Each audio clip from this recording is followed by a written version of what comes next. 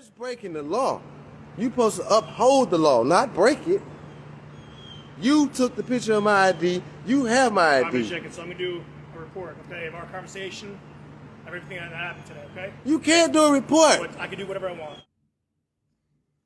Okay, so this video comes from an incident out of Roswell, Georgia, a city north of Atlanta in Fulton County. In the video, we have two Roswell police officers stop a man, take his ID, take pictures of his ID, and then hold it hostage while they ask a series of intrusive questions.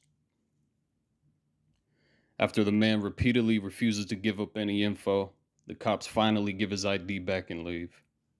But before leaving, one of the cops, Officer Stephen Geit, badge number 773, told the man he would make a report of their conversation. Understandably upset, and knowing he didn't want to have this interaction in the first place, the man tells the cop, "You can't do a report." In which Officer Geit quickly replies, "I can do whatever I want."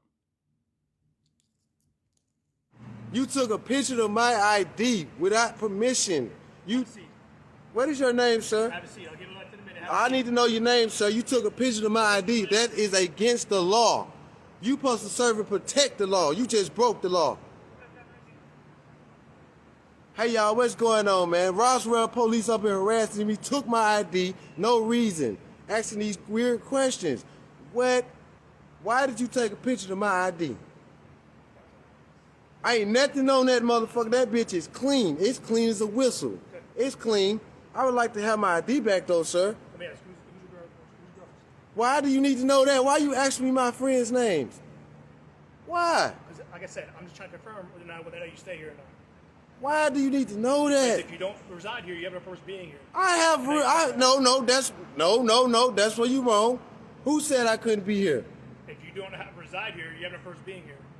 And so I'm trying to confirm, you can help me out and tell me what we're going to stay Help in. you out with what? I'm not helping you out. I just need my ID. Can you help me out with giving me my ID back? I need that. That's how bullshit happens. Say if you keep my ID on some bullshit and then another officer try that fuck shit, I'm gonna go to jail. I ain't got time for that shit. I got a full 2 jobs. I got 3 kids. So I need my ID back, sir. Okay. Like I said, once we're done there, You already did your work in the car, sir. Ain't that come up on that ID? Okay. You did your work on the computer. All right. Ain't that come up on that ID? That ID is clean. It's clean as a whistle. It's clean just like a fresh, brand newborn baby. That ID is clean. Ain't nothing on that. I can guarantee you that. Yes, 1987, I'm 33. Yes. I am. I'm finna be 34 next month. All that shit, that's real. Ain't nothing on that fake. But I do need my ID, and I also want to know, why did y'all take a picture of my ID? That's breaking the law. Without my permission, too. That's breaking the law. You supposed to uphold the law, not break it. You took the picture of my ID. You have my I'm ID. gonna check it, so I'm gonna do a report, okay, of our conversation, of everything that happened today, okay? You can't do a report. But I can do whatever I want. No, you can't. You're an officer of the law. You're supposed to protect and serve, not harass and fuck people over. What's a good telephone number for you? I'm not giving you no telephone number. What? Am I being detained? What am I being detained for? First of all, let's do it that way. Let's do it the proper way. What am I being detained for? What was your probable cause of taking my ID and taking a picture of my ID and now asking for my phone number? Where is that? IG? What is it? What is it? I just want to know the truth. So you see right there, the officer was repeatedly asking for his phone number. He's asking him what his address was. Once the man came back at him, telling him he's not telling him anything. Once the man asked him what he's being detained for, that's when his partner, DeRosser, stepped in. And somehow, magically, that was the end of it. He gave his ID back. I thought it was funny. It happened right when he started asking him what he was being detained for. That's when his partner stepped in and was like, let's go.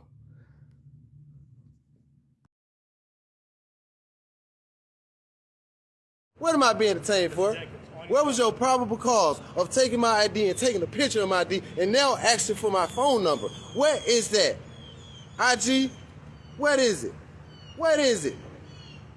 I just want to know the truth. All right, Mr. Jenkins. Here's your ID. Thank you, You have sir. any questions? No. Have a good day. You see that? That's how y'all do that shit for real, y'all. Don't let them punk y'all out asking y'all for your IDs and shit. That's not, no, that's against the law. I know that's right. Have a good day. What's your name too, sir? What is your badge number? 773. You too, sir. What is your badge number? 37. Okay, nice to meet y'all.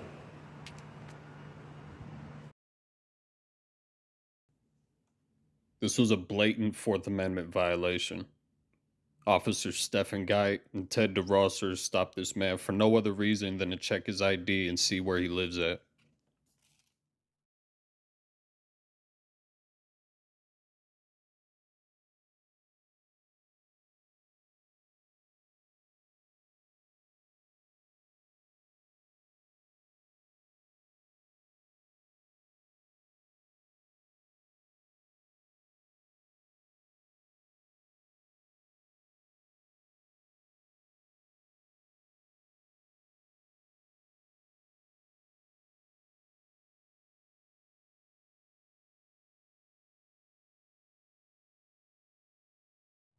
So when I looked up Officer Stephen Geit, I found out that he was relatively new to the Roswell Police Department. He had actually just relocated from Savannah, Georgia, where he was working at the Savannah Police Department.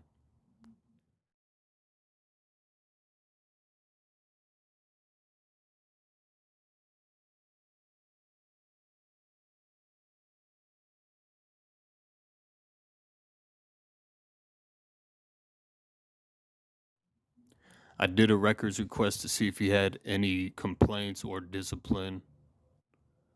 They said that he had none, and his only reason for leaving the department was relocation.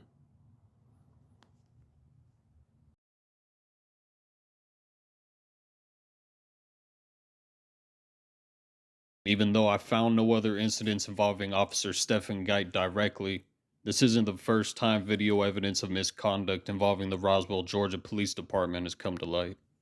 Check out these other stories I found about this department from just the last 3 years. A Roswell police officer pulls over a speeding car before discovering the driver is a buddy from the same department. Hey, it's Ramuna. Hey, man. Hey, well, sorry, man. What are you doing? I just hit it for a second. Officer Danny Ramuno was stopped for speeding and reckless driving. I just hit it for a second. I'm sorry. You know what kind of position you put me in? No, I'm sorry. Because I can tell you've been drinking, man. I only had a drink. I'm sorry. You only had a drink? That's it. Put your feet together. I'm not doing any field sobriety. That's fair. So, that's what it is. Okay, that's perfectly fair. You know, you're right to do that. Officer Johnny Burnett calls for a supervisor. He's been drinking. But when the lieutenant shows up, Street on right. It's okay. If you are. Okay. the officer cuts the mic on his body camera. Where's the sound? It's gone. Why would they do that? Because they're going to let him go. Stay in the car. Sarah Webb knows what it's like to be pulled over by Roswell police for speeding and reckless driving. Turn off the car and pass me the keys, please. 2 officers arrested her on the flip of a coin. A head, R tail. Okay. Step out of the vehicle. Turn around, put your hands behind your back.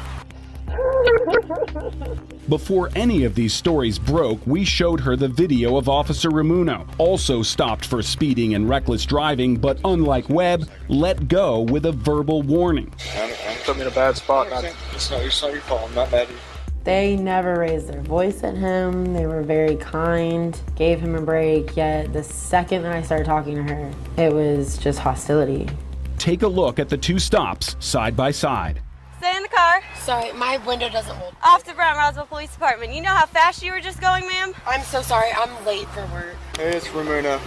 Hey, man. Hey, well, sorry, man. Turn off the car and pass me the keys, please.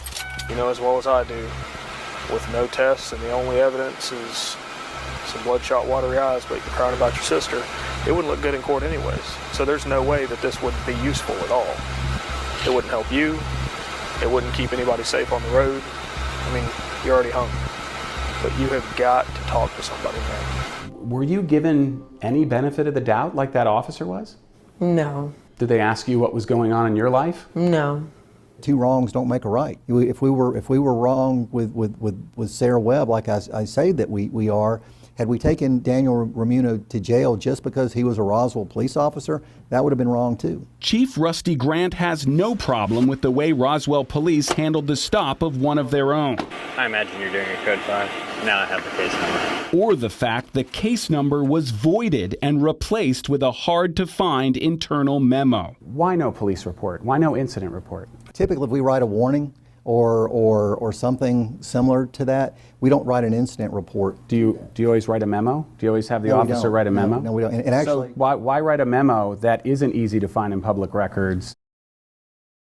This man, Brendan Keefe, with 11 Alive Investigations, is a beast.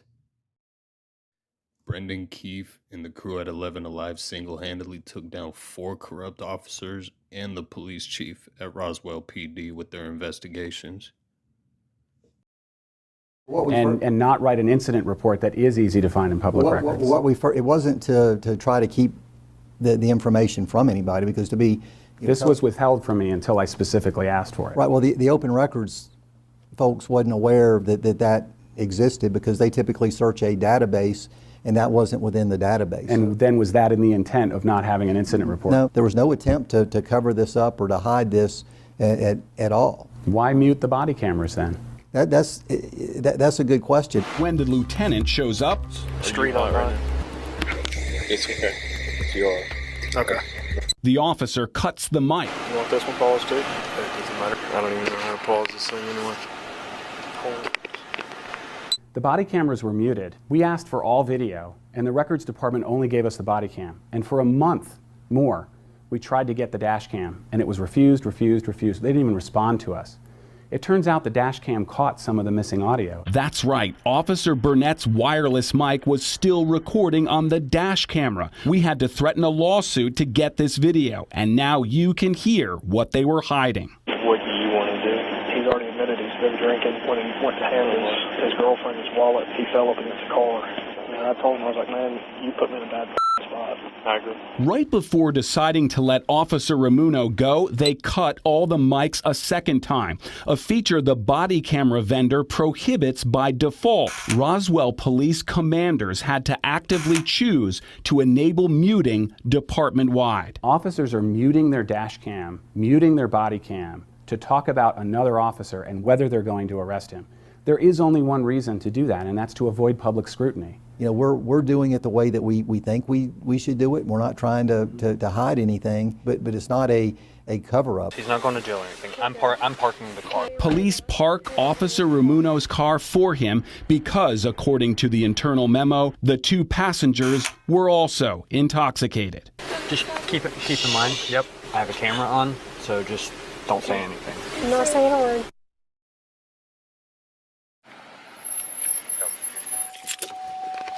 Roswell police pull over a golf cart in the middle of a January night. How old are you? I'm 13. You're 13? Did you have ID on you or anything like that? What are you doing out here at 13 years old? Oh, I think he totally stole it.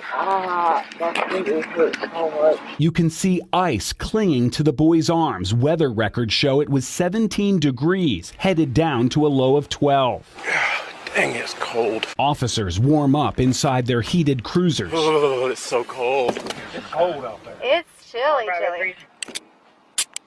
Again, you're not under arrest. I'm just detaining you, okay? And at first, Officer Cheryl Dickerson puts the boy in her heated patrol car. I've got a 13-year-old detained right now. I'm going to jail for nothing. I didn't say you were going to jail. I said you were detained, okay? We're trying to figure out... When you get handcuffed, you always going to That's not true. He's not going to tell you the truth. He hasn't told you the truth since he met you. Yeah, so I don't know, but he's 13, from what I can tell. I mean, 24. you think it's Yeah, I think there's some issues there. I'm going to say, listen to me. I'm not asking you what you go by. I'm asking you what your name is. Well, I've about lost my patience. I mean, he's lying to you. Yeah, I'm going to call Sergeant Elsie. Sergeant Daniel Elsie is called to the scene. The sergeant immediately gets in the patrol car with the boy, turns off the heat, puts all the windows down, then sits in a cruiser with heat. I just want to stop again and say that none of this would have came to light if it wasn't for Brendan Keefe and the crew at 11 Alive Investigations. Yeah, he ain't gonna say anything if it's warm. Oh. So he can sit over there and be cold. Okay. That's why I rolled your windows down. Let him get a little chilly. Officers laugh in their warm patrol car while the 13-year-old boy is left to freeze. Getting cold yet, Aunt? You can take it. Cool.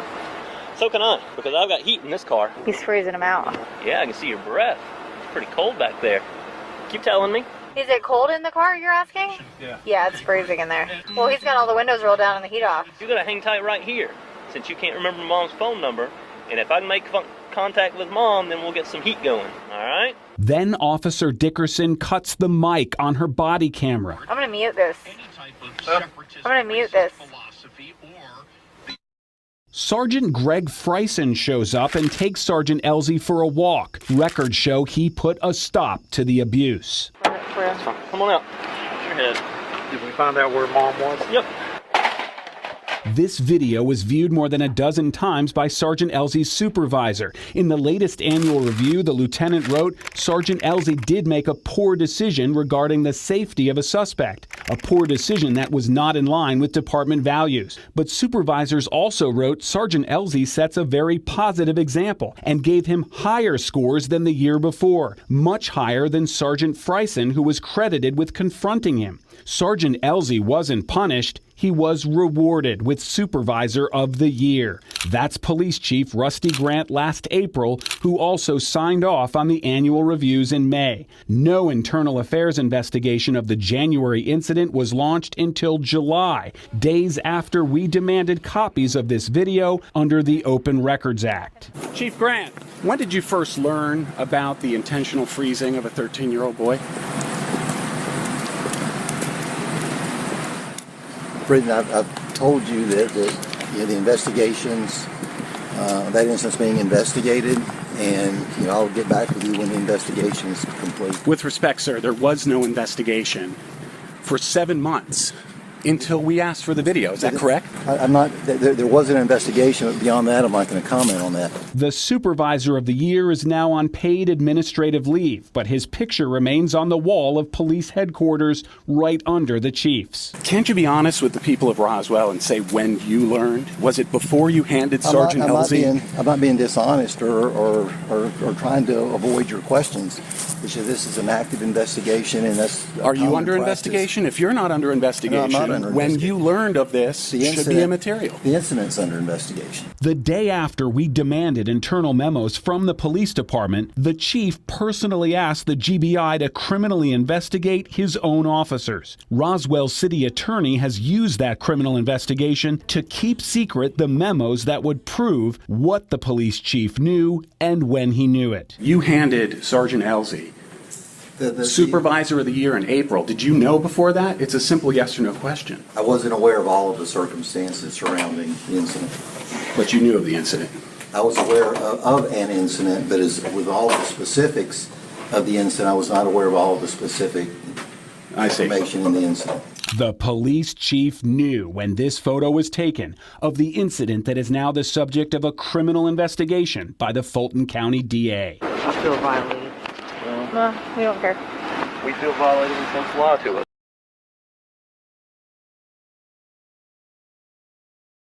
You're going to be arrested for trespassing for showing up to a police award ceremony? They don't want you in there. Well, the only people who aren't allowed in are the press. No. Did you check invitations? No.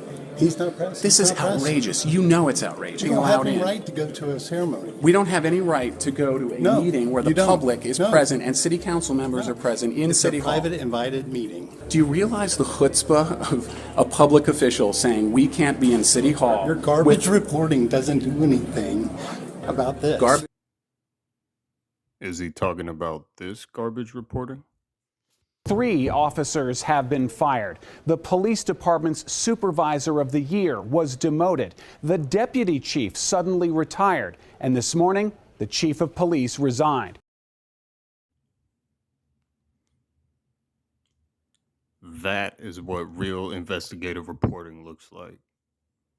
That is the power of records requests, and that is the power of the freedom of press. None of that would have came to light. None of those tyrants would have got fired, demoted, or resigned. None of that would have happened if it wasn't for their investigations. Breaking tonight and only on 11 Alive, a former Roswell police officer now indicted after an 11 Alive Reveal investigation uncovered video of him punching and tasing a handcuffed suspect in the back of a squad car.